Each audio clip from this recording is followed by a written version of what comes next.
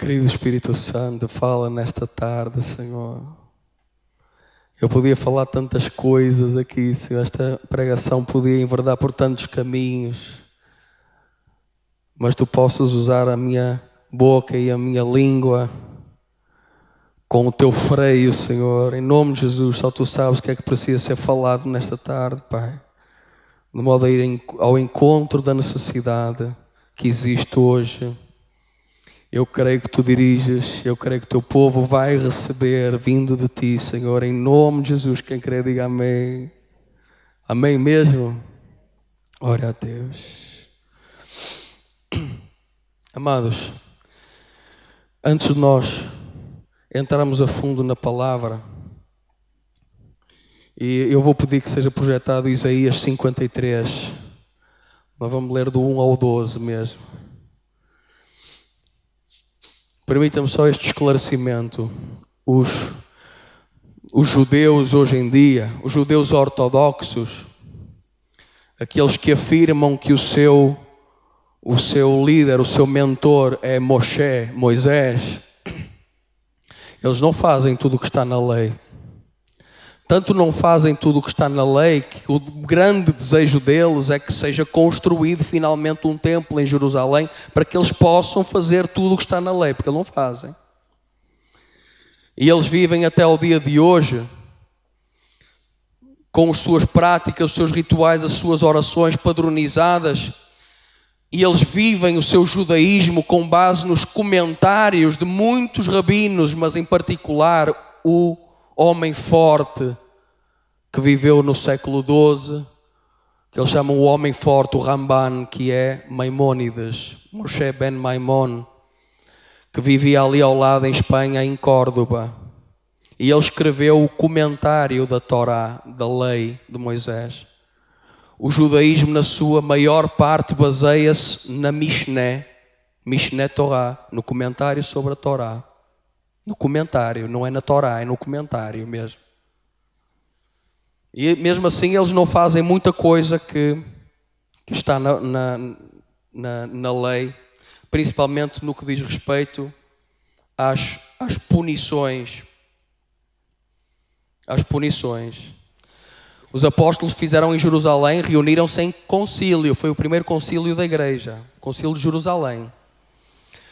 E aqui eles disseram, pronto, então o que resta da lei é apenas isso, abstenham-se das contaminações dos ídolos, da prostituição ou da fornicação, do que é sufocado, ou como método de matar os animais sufocando-os, que eles ficavam muito tempo a sofrer, e do sangue, portanto de comer sangue, creio eu que aquilo que está a dizer ali é que não deve ser comido sangue. Mas de resto,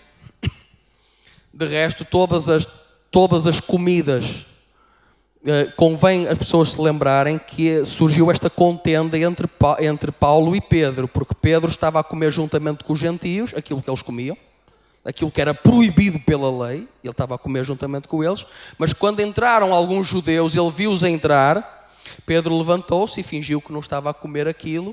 Ele pensou, seguramente eu não quero escandalizá-los, eles ainda não perceberam, eu vou ter que estar a explicar, mas eles, antes de conseguir explicar, seja o que for, eles não vão aceitar, eles vão cirar, vão dizer, vocês não são judeus nem são nada, vocês não são nada, vocês estão a comer isso. Então, como ele fingiu que não estava a comer, Paulo repreendeu a Pedro, porque ele estava a ter uma postura de aparência, de mentir, ele estava a mentir. Estava a fingir que não estava a comer aquilo. Então, era necessário que houvesse conhecimento de todos os cristãos o que é que se podia afinal comer. Se hoje em dia já se podia comer porco ou outras coisas. Eu não gosto muito de comer porco, principalmente por causa de algumas coisas que eu sei sobre esse animalzinho. Você sabia que o porco não sua? Você já ouviu a frase suar como um porco? Isso é completamente mentira, porque o porco não tem glândulas sebáceas, glândulas sudoríparas. Ele não sua, o porco não sua. O que significa que as toxinas dele ficam nas células, na carne, muito mais tempo. E como ele só demora 4 horas para a carne, só demora 4 horas no nosso estômago para se digerir, muito facilmente muitas toxinas entram no nosso corpo. Eu evito, porque são daquelas carnes que se deve evitar de comer. Deve-se evitar um bocado de comer.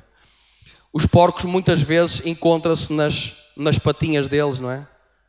Canais de pus. Sai aquele pus por ali, não é? Porque ele tem que se libertar das toxinas por algum lado. Portanto, eu procuro às vezes evitar um bocado de comer porco. Mas isso é só uma questão de sabedoria, não é? Não é? Pronto. E também toda a gente sabe que não se deve abusar do marisco, não é? Porquê? Porque eles são são alguns dos necrófagos dos mares, não é? Eles comem só coisas que estão em decomposição. Só coisas que estão em decomposição.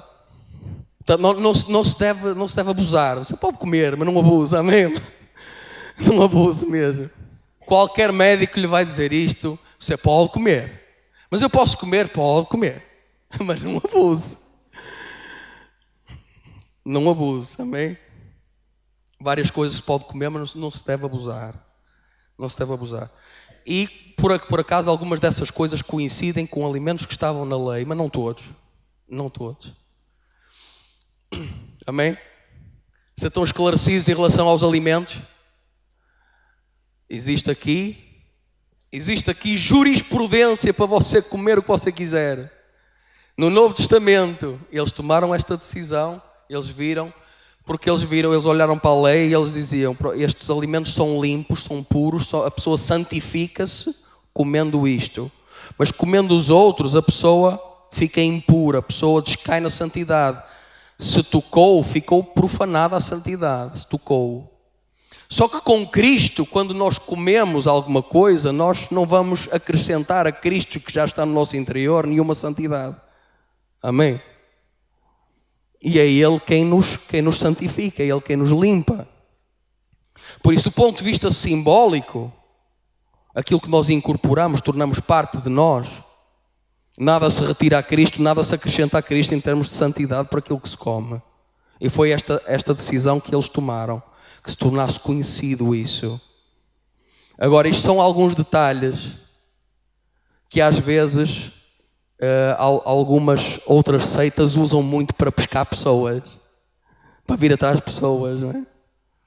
Vocês comem isto, vocês comem aquilo, ou talvez em algum diálogo com algum descrente você foi surpreendido com estas questões. Não, vocês só observam da Bíblia aquilo que vocês gostam, aquilo que vocês querem, porque a Bíblia manda não comer o presuntinho e vocês comem, não é? A Bíblia manda não comer camarão. O que é que vocês comeram no último casamento? Nas entradas, por ali nas entradas, vocês abusaram do camarão. Vocês dizem que são cristãos, mas vocês escolhem o que comem, escolhem o que comem da palavra, não é? Escolhem o que gostam da palavra, vocês e sim. O que não gostam, isso não vamos fazer. Isso não é verdade, amém, amados? Porque no Novo Testamento Jesus ele provoca uma diferença. Onde Jesus entra, tudo muda. Tudo muda. Glória a Deus.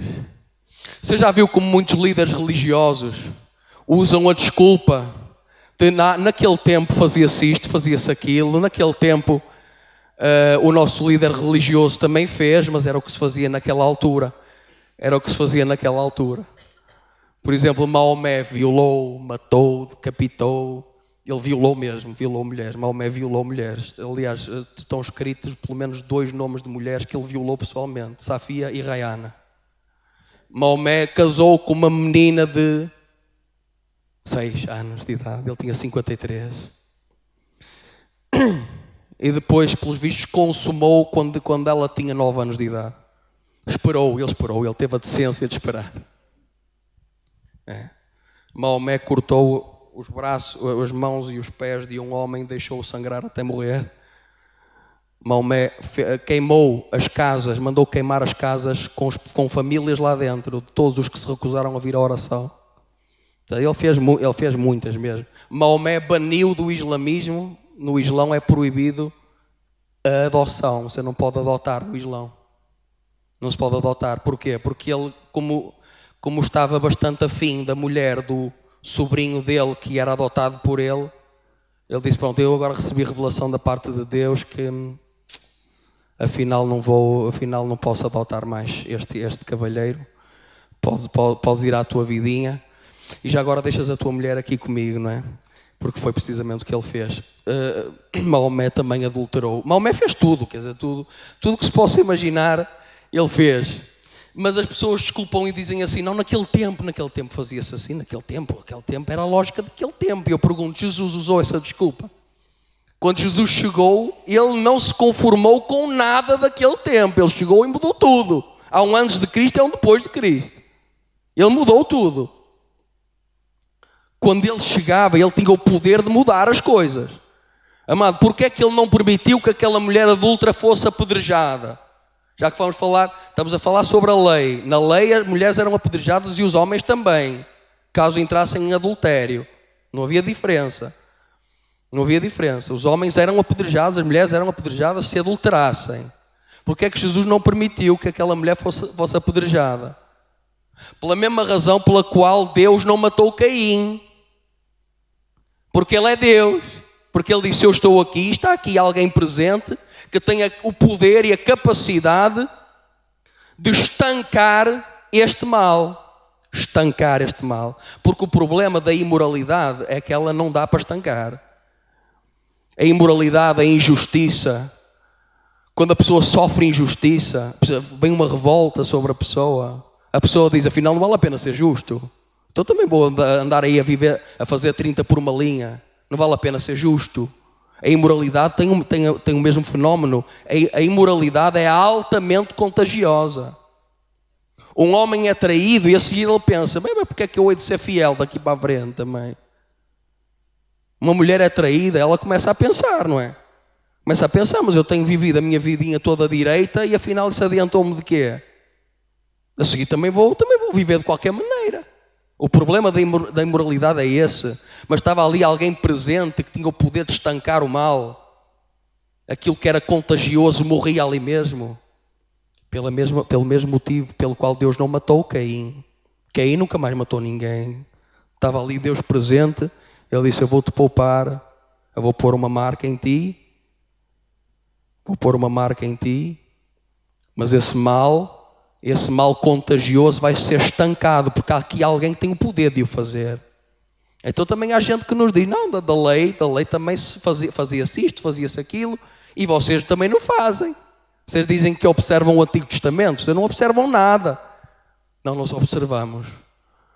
Mas então Jesus reescreveu, Jesus apaziguou um pai sanguinário. Não, quando o pai se revelou a Caim, quando o pai teve a oportunidade de se revelar, Caim não morreu. Quando nós estamos perto de Deus, o mal é estancado, o mal é parado. O mal é parado. O mal é parado. Quando Ele entra em cena, tudo é transformado. Tudo é transformado, tudo muda. Amém, amados? Glória a Deus. Então nós vamos projetar aí Isaías 53. Vamos ler essa palavra tão linda. Eu comecei por falar sobre os judeus. Os judeus ortodoxos não aceitam Jesus como Messias. Esteja escrito na palavra o que estiver.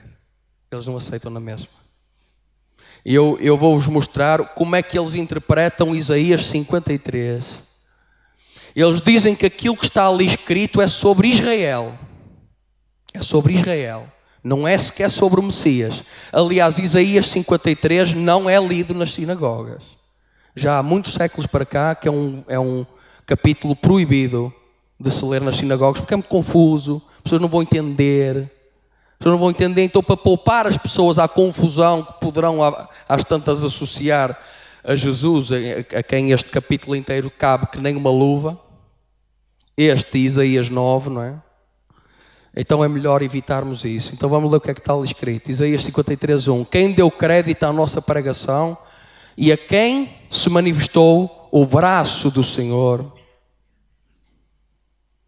pois foi crescendo como renovo, não é? O novo ramo, perante ele, e como raiz que sai de uma terra seca.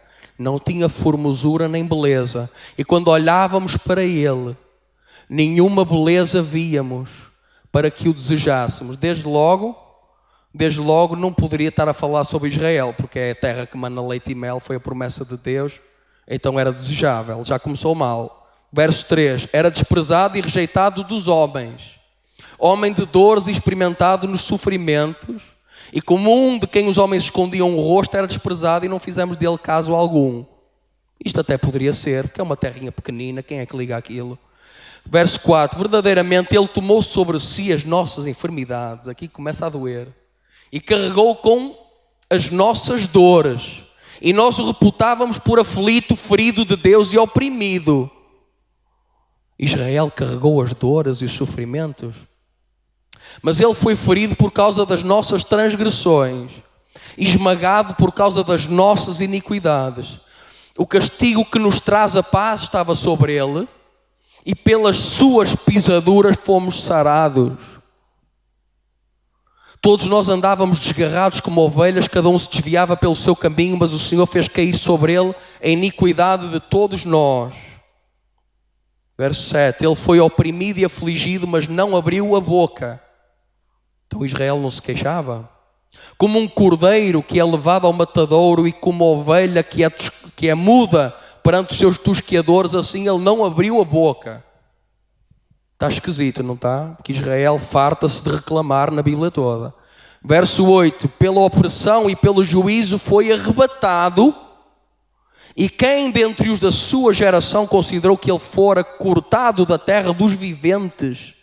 Ele foi morto, ferido por causa da transgressão do meu povo. Verso 9, e deram-lhe a sepultura, Israel teve uma sepultura, com os ímpios e com o rico na sua morte, embora nunca tivesse cometido injustiça, nem houvesse engano na sua boca. Eu pergunto, isto pode algum dia ser Israel? Israel nunca cometeu injustiça, nunca houve engano na sua boca. Como é que isto pode ser Israel? Verso 10, todavia foi da vontade do Senhor esmagá-lo, fazendo enfermar, adoecer. Quando ele se puser como oferta pelo pecado, verá a sua posteridade prolongada, prolongará os seus dias, e a vontade do Senhor prosperará nas suas mãos. Só mais 2 versículos. Ele verá o fruto do trabalho da sua alma e ficará satisfeito. Com o meu conhecimento, o meu servo justo justificará muitos. Israel é justo? Desde Jacó, quem Deus chamou Israel, Jacó não era justo. Ninguém em Israel foi chamado justo. Israel não foi chamado justo. Justificará muitos, e as iniquidades deles levará sobre si. Verso 12, pelo que lhe darei o seu quinhão com os grandes, e com os poderosos repartirá ele o despojo, porquanto derramou a sua alma até à morte, e foi contado com os transgressores, mas ele levou sobre si o pecado de muitos, e pelos transgressores intercedeu. Amado, você acha que isto poderá algum dia ser Israel? Mas eles dizem, não, está falado sobre Israel, mas de uma forma muito poética, não é? Porque Isaías é muito poético. Quando se lê no hebraico, aquilo é poesia mesmo. Aqui não parece, mas no hebraico é mesmo. Israel não pode ser. Para nós dizermos que tem que ser Israel, nós temos que ignorar grandes porções do texto. Amém? Passar assim por cima mesmo, fechar os olhos e dizer, pronto, não será então Jesus. A quem este texto inteiro cabe que nem uma luva. Você pode dizer amém? Porque eu conheço alguém que intercedeu pelos transgressores.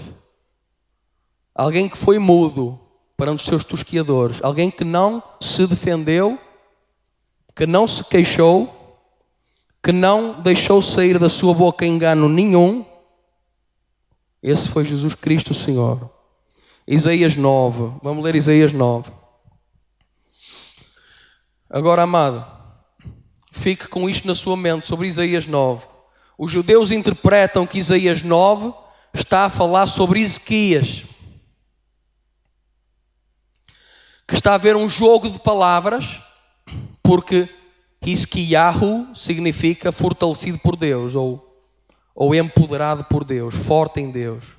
Então, quando diz ali Deus forte, é um jogo de palavras. Eu já entrei num debate direto com um judeu que me tentou convencer disto. Aliás, ele quase que reescreveu aquela porção toda do texto. O seu nome é Maravilhoso Conselheiro, Deus Forte, Pai da Eternidade, Príncipe da Paz. Reescreveu aquilo tudo para aparecer Deus Forte no final, que não é o que diz no texto original, não está no fim, mas está ali, é o segundo nome, mas o nome ainda por cima em hebraico que diz lá é El Gibor. Ora, nenhum homem se pode chamar El Gibor.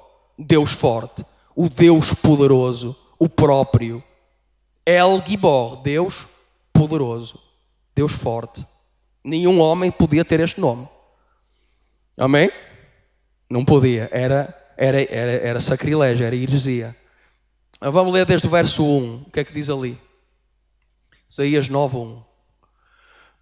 Mas para a que estava aflita não haverá escuridão. Nos primeiros tempos ele, vamos fazer de conta que está a falar de Ezequias, ele envileceu a terra de Zebulon e a terra de Naftali. Não, ele não fez isso. Ele era rei de Judá. A terra estava dividida em 2 reinos. Era o reino de Judá e o reino de Israel. Em Judá estavam 2 tribos, a tribo de Judá e a tribo de Levi, sacerdotal. Estavam na capital porque eles não tinham terra. Eles não tinham terreno. Levi não tinha terreno, não tinha terra, não tinha território. O seu território era na capital. E não é por acaso que estavam na capital Levi e Judá, porque é a tribo dos reis e dos sacerdotes. Nós somos chamados o quê? Amém, glória a Deus. Então, 13 reis, ele é o 13º rei de Judá. Zebulon e Naftali fazem parte de Israel, a nordeste. Eu pus aí um mapa até. A nordeste está Zebulon e Naftali. E ali está o mar da Galileia. É ali. Porque é isso que vai falar a seguir. Vai falar da Galileia dos gentios. Era naquela região. Eu pergunto, o que é que a Galileia tem a ver com Ezequias? Nada. Mas eu conheço algum do qual há abundantes cânticos do homem da Galileia que vai passando, vai. Eu conheço um que foi chamado Galileu. Ezequias não foi chamado Galileu. Nem teve nada a ver nem com a terra de Zebulon, nem com a terra de Naftali. Não fez ali nada. Mas o que é que diz ali? Mas nos últimos tempos fará glorioso o caminho do mar, além do Jordão, a Galileia dos gentios. Ele não fez nada na Galileia. Ezequias não fez nada na Galileia. Nada. Verso 2. O povo que andava em trevas viu uma grande luz. Atenção que os judeus te dizem que está-se a falar de Ezequias. Ezequias, quão grande serás tu. E sobre os que habitam na terra de profunda escuridão resplandeceu a luz. Ó Ezequias, quão grande serás tu. Verso 3. Tu multiplicaste este povo, a alegria lhe aumentaste, todos se alegrarão perante ti, como se alegram na ceifa e como exultam quando se repartem os despojos. Verso 4. Porque tu quebraste o jugo da sua carga e o bordão do seu ombro, que é o cetro do seu opressor, como no dia dos midianitas, ou no dia de Midian. Verso 5. Porque todo o calçado, todo o sapato, toda a sandália daqueles que andavam no tumulto e toda a capa revolvida em sangue serão queimados, servindo de pasto ao fogo. Verso 6. Porquê? Porque um menino nos nasceu, um filho se nos deu, e o governo estará sobre os seus ombros, e o seu nome será, diga comigo, maravilhoso, conselheiro, Deus forte, Pai eterno, ou Pai da eternidade, e príncipe da paz. Eu pergunto, algum homem pode ser chamado Deus forte? Algum homem pode ser chamado Pai eterno? Ó Ezequias, quão grande serás tu. Vamos continuar a ler. Do aumento do seu governo e da paz não haverá fim sobre o trono de Davi e no seu reino, para o estabelecer e o fortificar em retidão e em justiça desde agora e para sempre. O zelo do Senhor dos Exércitos fará isto. Então o que é que está ali a dizer? Não, para trás. E ficamos ali no verso 7. Verso 7. O que é que disse ali? Sobre o trono de Davi Davi era da linhagem de Ezequias, é verdade. Mas eu também conheço um do qual se disse Jesus, filho de Davi. Amém? Porque ele era da linhagem de Davi, quer através de Maria, cuja linhagem está em Lucas, quer através da linhagem de José, cuja linhagem está em Mateus. Amém? Então o que é que diz ali? Para o estabelecer e fortificar em retidão e em justiça desde agora e para sempre. Ezequias fez isso?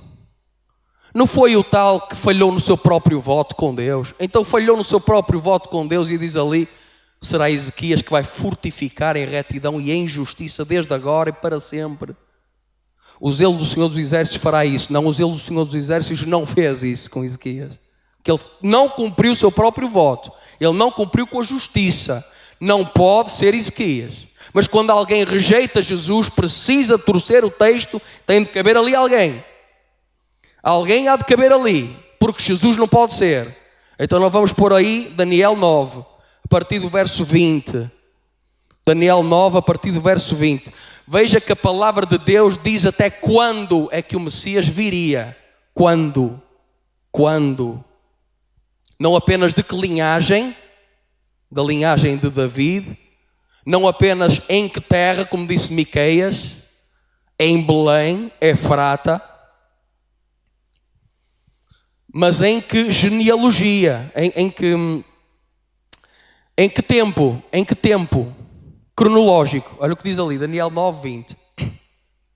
Daniel está a dizer, estava eu ainda orando e falando e confessando o meu pecado e o pecado do meu povo Israel, lançando a minha súplica perante a face do Senhor meu Deus, pelo monte santo do meu Deus. Então Daniel está a orar, amém? Verso 21. Sim, enquanto estava eu ainda falando a oração, o varão Gabriel, o homem Gabriel, que eu tinha visto na minha visão ao princípio, veio voando rapidamente. Amado, quantos homens é que você conhece que vêm voando rapidamente? E tocou-me a hora do sacrifício da tarde, da oblação, do sacrifício da tarde. Verso 22. Ele me instruiu e falou comigo dizendo, Daniel, vim agora para fazer-te saber e entender. Fazer e entender, não é sábio e entendido. Mas em muitas diz assim. Verso 23, no princípio das tuas súplicas saiu a ordem e eu vim para te declarar, pois és muito amado, considera, pois, a palavra e entenda a visão. Verso 24. Então aqui começa a profecia. 70 semanas estão decretadas sobre o teu povo e sobre a tua santa cidade, sobre Jerusalém, para fazer cessar a transgressão, para dar fim aos pecados, para expiar a iniquidade e trazer a justiça eterna, selar a visão e a profecia e para ungir o Santíssimo. Está a dizer que o crime de Israel vai chegar ao fim para que Deus possa fazer algo. O que é que Deus vai fazer? Verso 26. Verso 26. Não, peço desculpa, verso 25. Verso 25. Obrigado, Hermínia. Verso 25. Sabe e entende. Desde a saída da ordem para restaurar e edificar Jerusalém, o que é que vai ser feito? Vai ser dada uma ordem para que Jerusalém seja restaurada e edificada. Jerusalém tinha sido completamente arrasada por Nabucodonosor, não é? Daniel está em cativeiro. Os judeus foram levados em cativeiro.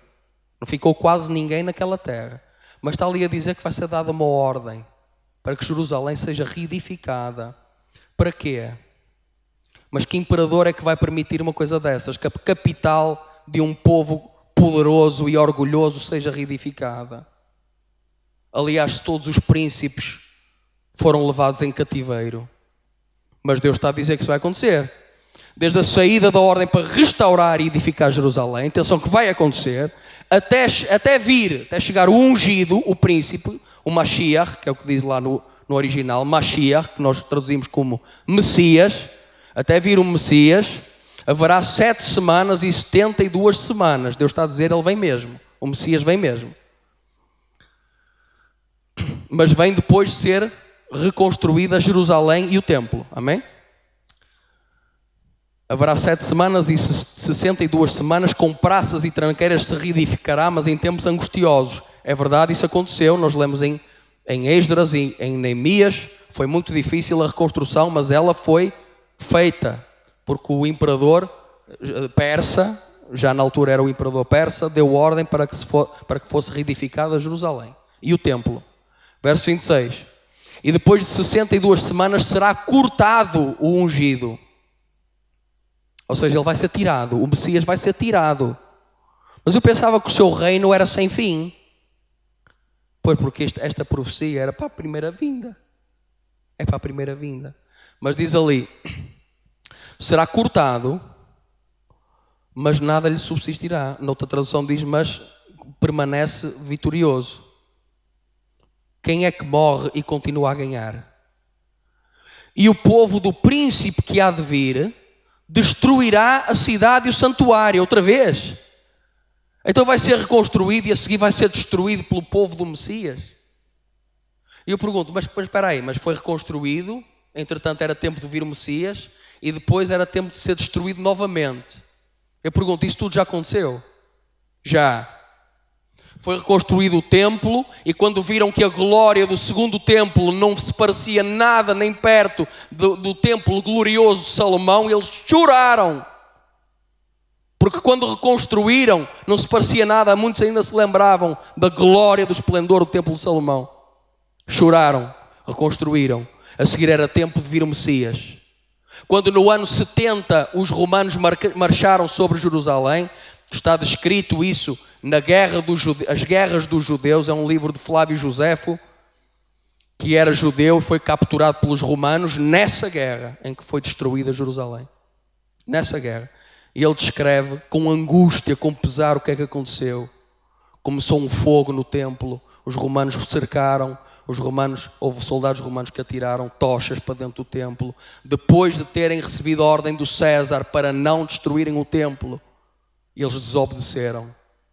Até nisso, Deus foi glorificado porque Ele disse, o seu fim vai ser como montouro. Jesus disse, não restará pedra sobre pedra, não vai ficar. Pedra sobre pedra do templo não vai ficar. Alguém poderia dizer, Senhor, mas então ainda não existe o muro das lamentações? Então afinal ainda continuam ali algumas pedras. Não é, amado, isso não fazia parte do templo. Isso não fazia parte do templo. Isso era a estrutura de muralha que servia para evitar, era para reboque de terras, para evitar o deslizamento de terras. Aquilo era uma estrutura que permitia que o monte permanecesse intacto. Não tem nada a ver com o templo. O templo era construído em cima do monte.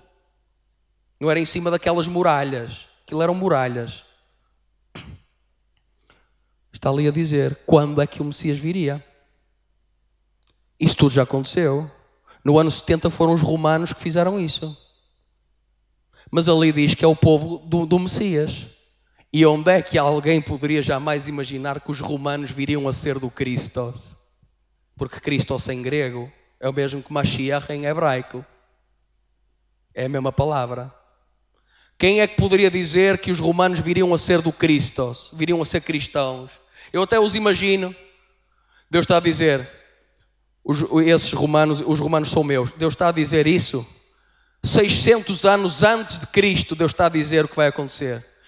E 70 anos depois os romanos marcham a dizer, nós somos pagãos, nós somos pagãos, nós somos pagãos. E Deus diz assim, não, vocês são meus, só que ainda não sabem. Você conhece o exemplo daquele miudinho que diz assim, olha, estás a ver aquela menina que está ali? Ela é minha namorada. Mas ela ainda não sabe. Ela ainda não sabe, é um detalhe. Ela é minha namorada, só que ainda não sabe. E Deus está aí a dizer isso. Parece que estou a ver os romanos a caminhar com colares de Ianos, não é? Ianos, o Deus das portas, das entradas. É por isso que o nosso calendário começa em janeiro. Ianos. Pois é. A seguir Febros. A seguir Martes, que é o Deus Marte da guerra. A seguir Aprilis. Aprilis, mais um nome latino daquilo que a deusa Afrodite dos gregos faria, não é? Vênus faria. A seguir Maio, não é? Maio era filho de uma deusa romana também. uma deusa romana.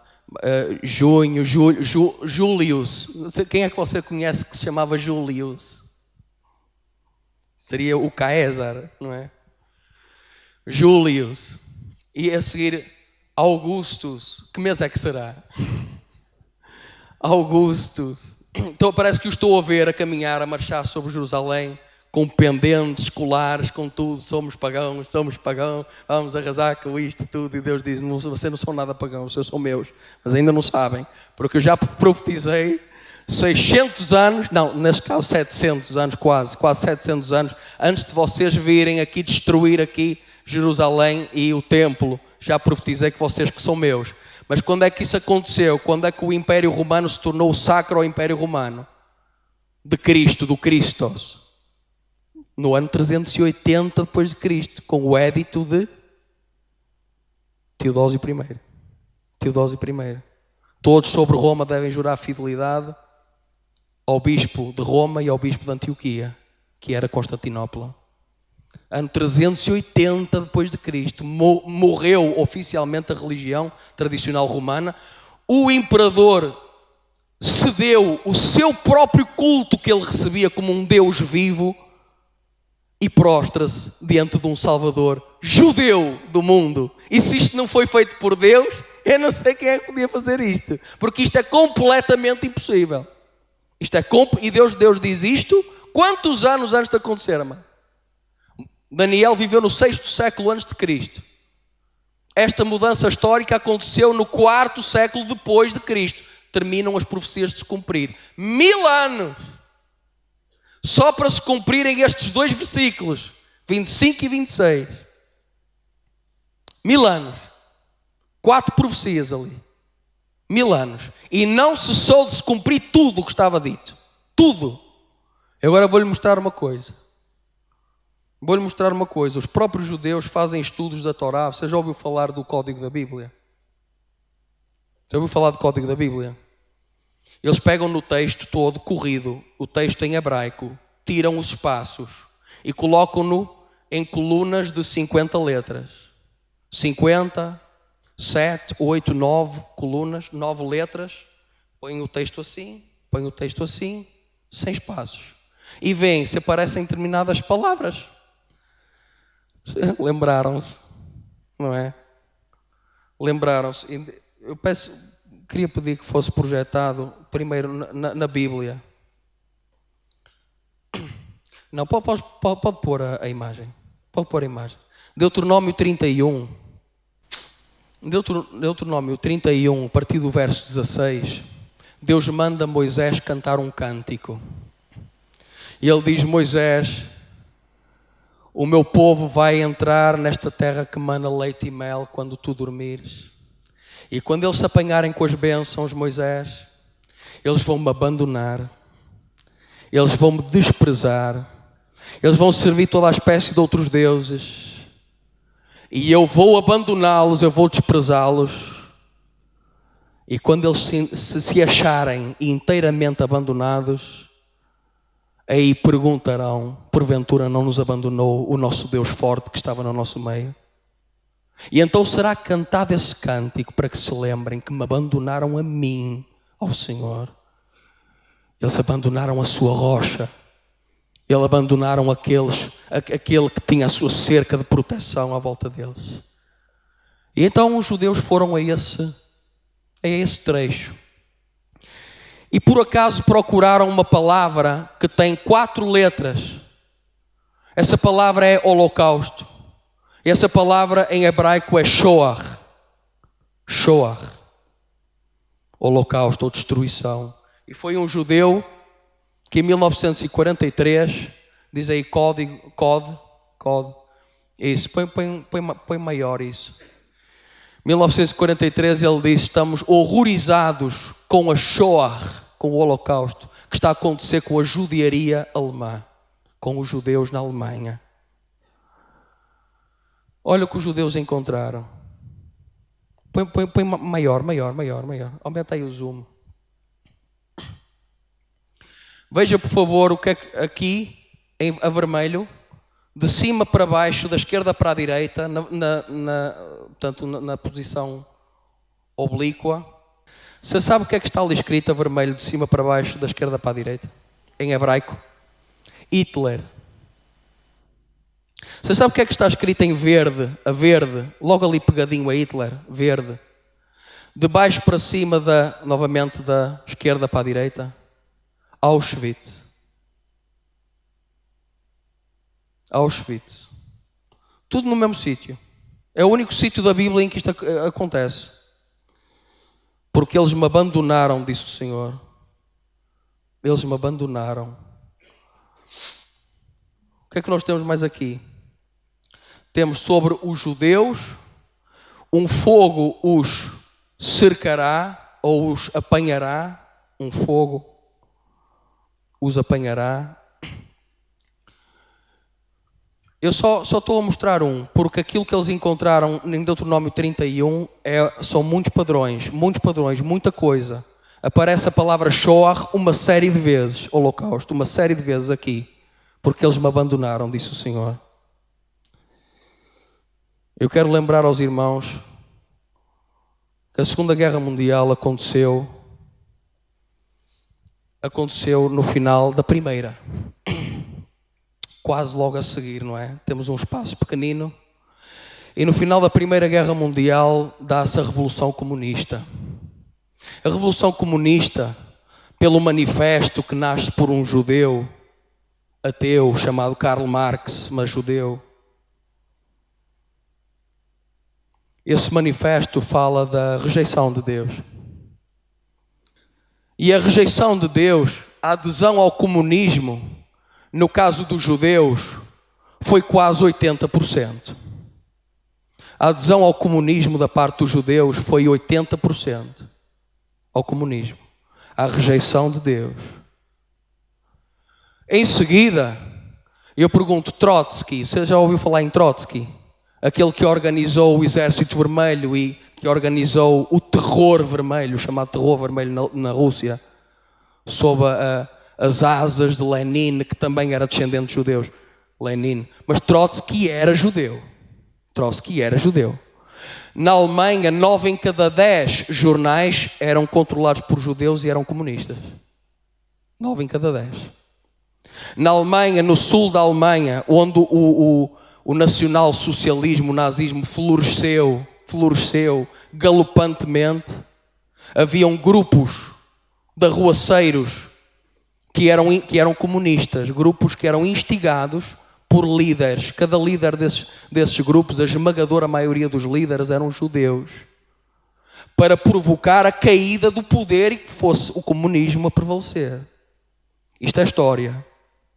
Os judeus controlavam a banca, os judeus controlavam a política, os judeus controlavam os jornais, os judeus declaravam o que era arte e o que não era. A arte alemã estava arrumada para canto. E surge esse franzinho, minúsculo, nada parecendo-se com o ideal que ele falava, não era? Loiro de olhos azuis, onde é que Hitler era loiro de olhos azuis, não é? E começa a falar, a vociferar toda a espécie de coisas. E quem é que pagou? Não foram os judeus que tinham dinheiro. Quando os judeus tinham dinheiro, acordaram, fugiram. Quem é que pagou? Os inocentes mesmo.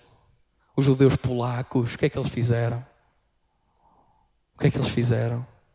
O que é que aconteceu na Segunda Guerra Mundial? Porquê é que houve um ódio tão grande?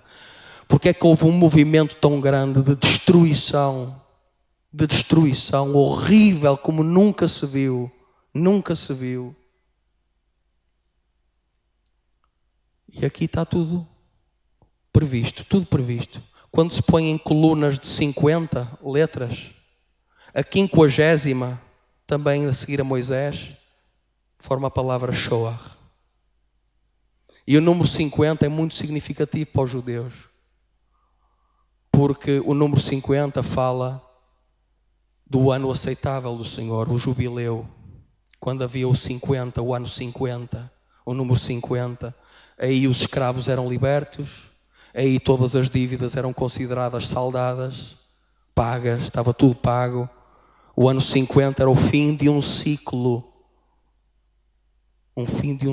secular. E a seguir a palavra Moisés, o que é que nós encontramos? 50ª letra, Shin, Vav, Aleph, Het, Shoah, holocausto, mais uma vez. Eles me abandonaram, disse o Senhor.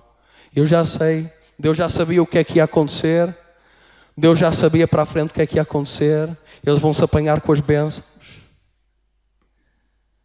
eles vão ter as conquistas que eles querem, e a seguir eles vão para o ateísmo com toda a facilidade, vão descrer de mim.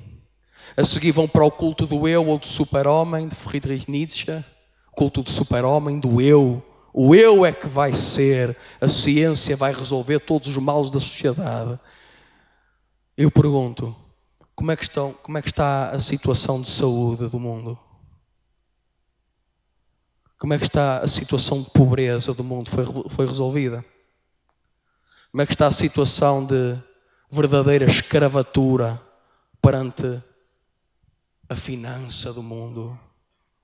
Melhorou com a ciência. Está tudo muito melhor, não é? Hoje temos grandes avanços e depois também temos uma coisa chamada lixo nuclear. E vários outros desperdícios e detritos absolutamente horrorosos e ninguém sabe o que é que lhes há de fazer. Portanto, já se pensou até em mandar para a Lua. Mandar para a Lua o lixo nuclear.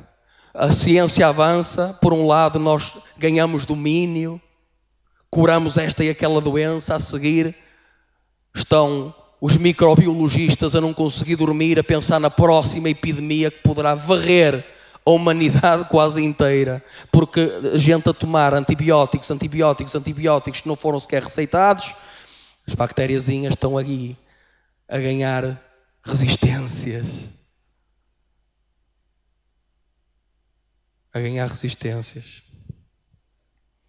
Amado, nós temos como crentes em Deus, nós temos muitas promessas da parte de Deus. Eu quero que você entenda quem Deus é, que você veja o poder que o meu Deus tem, manifesto em Cristo Jesus o Senhor, que deu o seu Filho unigênito para que todo aquele que nele crê não pereça. Não pereça. A nós é-nos dada uma esperança que nos tira o medo. O mundo, se puser a pensar um bocadinho mais, perde o sono. Mas aos seus o Senhor dá o descanso. O descanso. Descanso para as nossas almas. Amado, quando alguém não quer ver que tudo na palavra fala de Jesus, que tudo na palavra fala de Jesus de tal maneira que ele cabe na Bíblia inteira como uma luva. Quando alguém não quer ver que Jesus foi adorado pelos seus discípulos, em Hebreus diz, seja adorado, novamente quando introduz o primogênito no mundo, e diz, todos os anjos de Deus o adorem. Quando alguém não quer ver o que diz em Daniel 7, mesmo a revelação do Apocalipse 5, que veio um semelhante ao Filho dos homens e Deus lhe deu todo o domínio e disse que todas as famílias da terra o servissem a ele, seria adorado como Deus. Quando alguém não quer entender quem é Jesus, o verbo eterno de Deus revelado ao mundo, tem realmente que começar a fazer muitos malabarismos na palavra, começar a arrancar coisas, a tirar coisas, porque já não serve, já não cabe, já não dá. Amém? A primeira palavra da Bíblia em hebraico tem 6 letras. Eu também pus aí isso aí, Gênesis 1:1. 6 letras. A primeira é um bet, que significa casa. A segunda é um resh, que significa o poderoso. Ali em cima, da direita para a esquerda. Bet, casa. A segunda é resh, é o poderoso. As duas letrinhas formam a palavra bar. Você sabe o que quer dizer bar? Você já ouviu falar em bar mitzvah? Filho do mandamento. Quando os meninos, não se chama catequese, nem a escola dominical, é quando vão à sinagoga e mostram que sabem a lei, conhecem os mandamentos, faz-se uma festa, Chama-se Bar Mitzvah, filho do mandamento. A palavra bar significa filho. A Bíblia começa literalmente com a palavra filho. Está ali. Bet, Resh, a seguir o Aleph, que é a letra que diz, é o chefe, ou fala de Deus. E o pictograma é a cabeça de um boi selvagem. É o chefe, é Deus, filho de Deus, não é? Casa, poderoso, chefe, a seguir Shin, destruição. Yud, que é obras ou feitos. E a última letra é um Tav. Tav significa aliança. Quando nós vemos em baixo, não sei se dá para aumentar em baixo, porque em baixo tem a escrita antiga do hebraico. E depois daquele risquinho de letras, eu vou apontar para aqui. Isto aqui que está aqui. Isto. Bereshit. Qual é o símbolo da aliança? Não é um X, amado, porque não há X em hebraico. Isto é uma cruz. A letra que é Tav, que estava representada em duas canas amarradas na posição perpendicular, de modo a sinalizar uma marca, uma aliança. Isto fala de aliança. Tav significa aliança, é uma marca, é um sinal. Então nós vamos ver filho, casa, poderoso de Deus, não é? Destruição, obras, aliança, a cruz. Primeira palavra da Bíblia. Primeira palavra da Bíblia. Na primeira palavra da Bíblia, Deus conta a história da redenção. Tudo o que Ele vai fazer já está ali, na primeira palavra da Bíblia. Não falha nada. Aliás, outra revelação na primeira palavra da Bíblia. Esta letrinha com estas duas forma a palavra Beit, que é casa. Estas três letrinhas juntas formam a palavra Resh. Isso é muito significativo, não é? Porque se isto é Beit, e se é casa, e tem algo dentro da casa, o que é que será que significa isto? Resh é poderoso. O poderoso está dentro da casa. A primeira declaração de Deus é que Ele é poderoso para entrar na sua própria criação. Ou porventura não está escrito em Job que Deus estende os céus e faz deles morada. Deus estende os céus, Deus põe os pés na terra. Deus faz da criação a sua morada. Isso está desde a primeira palavra da Bíblia. Eu quero que você entenda quem Deus é. Quão poderoso é o seu Deus. Nenhuma palavra voltou para trás vazia. Nenhuma. Cumpre-se tudo. Deus diz o que vai fazer, o que é que Ele vai fazer. Amado, isto não é semelhante à ciência. A ciência prevê fenómenos altamente regulares. Quando é que vai passar o cometa? Como é que a ciência sabe? Porque o próprio cometa é um fenómeno altamente regular. E prevê-se que vai passar daqui aos 45 aninhos, não é?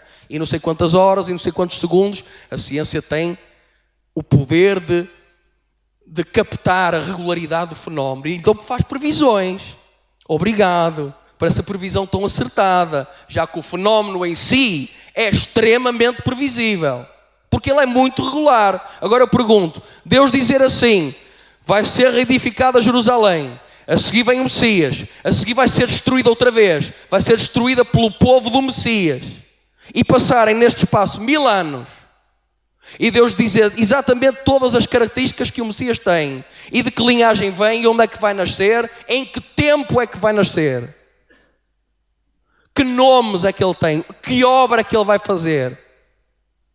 Dizer precisamente que ele vai ser vendido pela quantia exata de 30 moedas de prata que servirão para comprar o campo de um oleiro. Sim, e não falhou. Não falhou. Não falhou. Dizer que o Messias vai entrar em Jerusalém montado num jumentinho. Eu pergunto, falhou? Não falhou. Quantos supostos Messias é que cumpriram uma profecia sobre o Messias? Zero. Zero. Jesus cumpriu 108. 108. Foi o único que as cumpriu. Havia um tempo para cumprir profecias. Jesus cumpriu 108. Outros 60 supostos Messias cumpriram 0. Ora, se temos 108 de Jesus e 0 dos outros 60, eu acho que temos um vencedor absolutamente declarado, sem sombra de dúvidas. E não falha. A palavra de Deus não falha. Não falha. Não falha. Jesus disse que Ele era o Rei dos Reis e o Senhor dos Senhores. Ora, nós estamos num país que desde o primeiro rei até ao último todos dobraram o joelho diante do símbolo dele. Diante do símbolo dele. Jesus não vai ser Rei dos Reis. Jesus já é. Já é desde há muito tempo. E é recordista absoluto no número de monarcas que teve ajoelhados diante do seu símbolo. Recordista absoluto do Guinness. Não há outro semelhante a ele. Tivesse tantos reis, tantos senhores, tantos lordes ajoelhados diante dele. Nenhum é semelhante a Jesus. Mas ele disse que era Rei dos Reis, Senhor dos Senhores. Eu imagino os descrentes a rir-se. Rei de quais reis? Rei de quantos? Quais? Como? Onde? Só se for algum planeta desconhecido. Não, Jesus já é. Tudo o que Ele disse que era, tudo o que Ele disse que iria fazer, tudo o que a palavra de Deus anunciou, tudo se cumpriu sem falhar nada. Você crê nas promessas que Deus tem para a sua vida? Você crê que Ele é poderoso para você viver a loucura das profecias na sua vida, se você pagar o preço da unção? Se algumas pessoas, se calhar aqui, se deixarem desse pensamento de liberalidade e dizer, sim Senhor, eu não vou só jejuar quando me apetecer, tu mandas jejuar, eu vou jejuar, mandas orar, vou orar. Tu mandas fazer matinas, tu mandas fazer vigílias, tu mandas dedicação, tu mandas consagração, tu mandas-me abster destes pecados. Sim Senhor, eu aceito o preço da unção. Quão grandes vão ser as coisas que Deus vai realizar na sua vida, amado. Quão grandes, quão absolutamente loucas coisas, impensáveis, inimagináveis. Nada nesta palavra é previsível, nada. Tudo conflui para que não aconteça. E acontece na mesma. Acontece na mesma. Porque foi Deus que disse. Ora, se na sua vida foi Deus que disse, vai acontecer na mesma. Creia, ore, espere, confie, dedique-se, ore, jejue. Você quer isso? Você quer isso, amado? Porque se nós estamos ainda longe do cumprimento de algumas profecias para nós, pessoas que receberam coisas tão grandes, tão lindas, mas que são loucas, são coisas estranhas. Senhor, eu vou mesmo fazer isso? Eu vou mesmo realizar estas coisas que tu mandaste o profeta? Eu vou fazer isso? Senhor, eu vou ser arrebatado em espírito e ver coisas inefáveis. Eu vou mesmo ser arrebatado em espírito e ver coisas inefáveis. Eu vou ver o céu. Vais-me mostrar além do mar de prata o que é que há. Tu vais mostrar a mim. Eu vou ver anjos, eu vou ver demónios. Coisas que tu disseste que iam acontecer comigo, tu vais mesmo fazer. Senhor, eu sei que não mereço, Pai. Eu não mereço, Pai. Eu não mereço, Pai. Mas se formos pelo não mereço, Pai, ninguém merece nada. Quem deu liberalmente foi Ele. Obrigado apenas pelo amor. Pelo amor. Pelo amor. Será que você quer pagar o preço da unção, amado? Amém? Como eu gostava que nós... Eu dou graças a Deus porque os amados... Entra sempre gente nova na igreja. Sempre. Está sempre a entrar. Essa porta está sempre a entrar gente. Sempre a entrar gente. Os amados falam do Evangelho, os amados falam de Deus, falam das curas, dos sinais, dos milagres. E como eu gostava que nós pudéssemos varrer mesmo, varrer de norte a sul este país. Você tem esse fogo e essa sede, diga amém. Não é assim, tem que ser amém. Ora a Deus. Amém. Amém mesmo. Quem é semelhante a ti, Senhor nosso Deus? Oh, amados, quando alguém não crê, Quando alguém já decidiu o que é que Deus pode fazer, o que é que Deus não pode fazer. As pessoas olham para Gênesis 18 e veem que apareceu o Senhor. E a palavra que está lá no original é o tetragrama mesmo, é o próprio. Yahvé, o próprio apareceu. O próprio apareceu. Eu até tive cuidado de pôr aí uma imagenzinha e se desse para aumentar, porque aparece ali mesmo, Gênesis 18. Eu circulei ali. Quem é que está ali? Yud, não é? Het, Vav, Het. E é um nome impronunciável de Deus, que nós pomos A-O-A de Adonai, Jehová, não é? Jehová. Yahová. Nós dizemos Jeová ou dizemos Yahvé. Nós não sabemos que letras é que estão ali como vogais. Mas ali está escrito que é o próprio é que apareceu. O próprio comeu com Abraão, Abraão ficou a vê-lo a comer. O próprio falou e foi ouvido por várias pessoas que estavam ali. Mas ali o que é que diz o comentário dos judeus aí da sinagoga de Lisboa? A Torá fala em linguagem humana, não é? Fala em linguagem humana, mas Deus, que é incorpóreo e imaterial, não tem como aparecer. Ora, como é que alguém tem o descaramento de dizer o que é que Deus pode ou não pode fazer? Deus incorpóreo e omnipresente não tem como aparecer. Eu pergunto, está escrito aqui ou não está? Não tem como aparecer. Como se o facto de ele estar em toda a parte impedisse que ele pudesse se manifestar aqui mesmo. Mas Deus não se pode materializar aqui. Jesus não pode aparecer aqui agora mesmo. Se ele aparecesse, o que é que você fazia? Corria por ali ou corria para aqui? Oh Jesus, oh Senhor, Tu és tão amado neste lugar, Senhor. Então o que é que diz ali? Não, é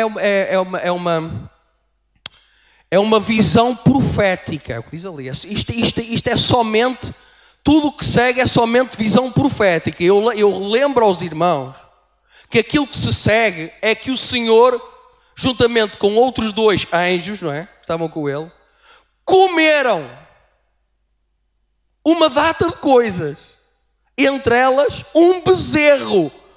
Ora, uma visão profética, comer um bezerro, eu acho que é uma visão profética que tem características muito especiais, não é? Quantas vezes já lhe aconteceu você estar a preparar uma panela de massa e nisso você começa a ter uma visão profética de um anjo aí ao seu lado, com ar de quem tem fome.